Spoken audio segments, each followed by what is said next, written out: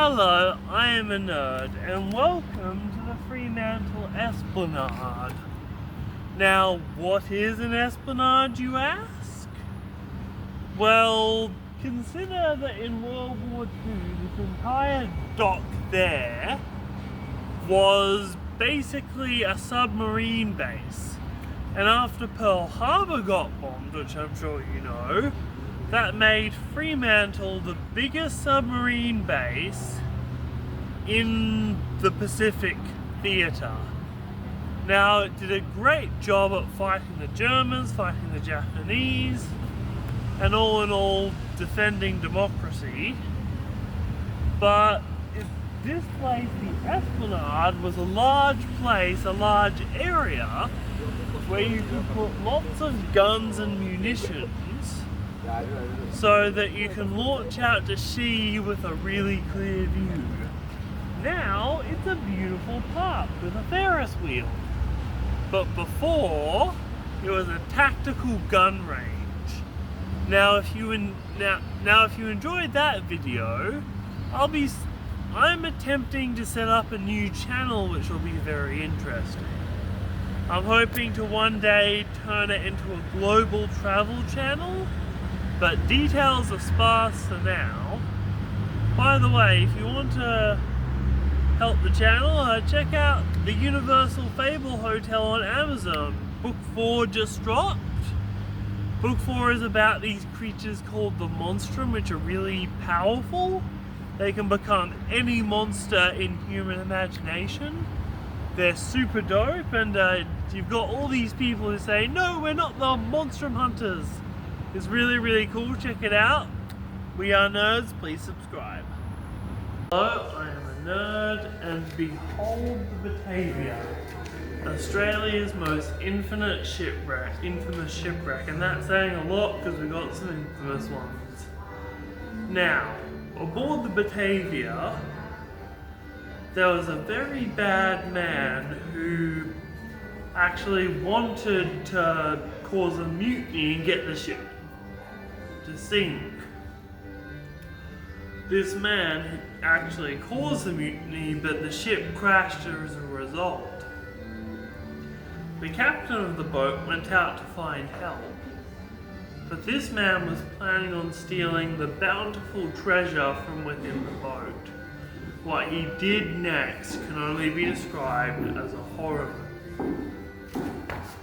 The man who was on this boat realized, hey, there's survivors, and went around killing and hurting them. Just because, you know, he could. And because he couldn't have witnesses. Now, most of the people aboard the Batavia died. But the captain came back, realized how bad things were, got the guards, and all of the man's men were arrested at gunpoint. Now, most of them were executed, but some of them were left alive. And those that were left alive, there is a small population of West Australian Aborigines who had blonde hair when the settlers came back. They are believed to be descendants of those sailors, although there's nothing actual to confirm that. The actions of the Batavia teach us what not to do when looking out to sea, and why we need to protect people aboard ships, and why we definitely need to preserve human rights. Thank you, I am a nerd, please subscribe. Hello, I am a nerd, and welcome to the site of one of history's most dangerous pillagings. What was that pillaging, you asked? Captain James Stirling coming to Western Australia. You see, the first fleet of Western Australia came directly through the port down there.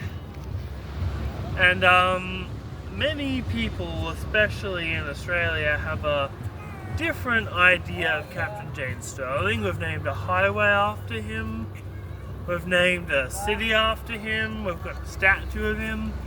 But he's a murderer that profited off the slave trade. You see, I imagine it's going something like this. He rolled up.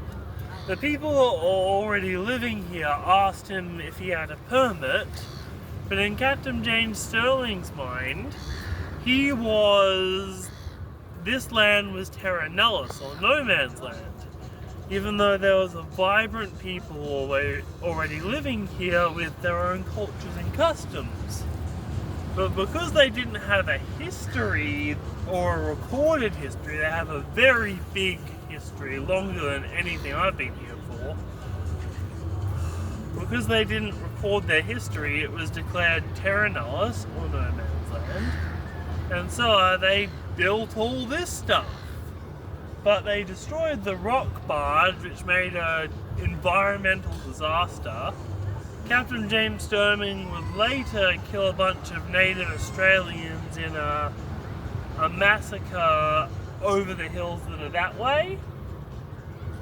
And it was just an all-out not okay thing to do. And this is what I consider like a post-apocalyptic scenario.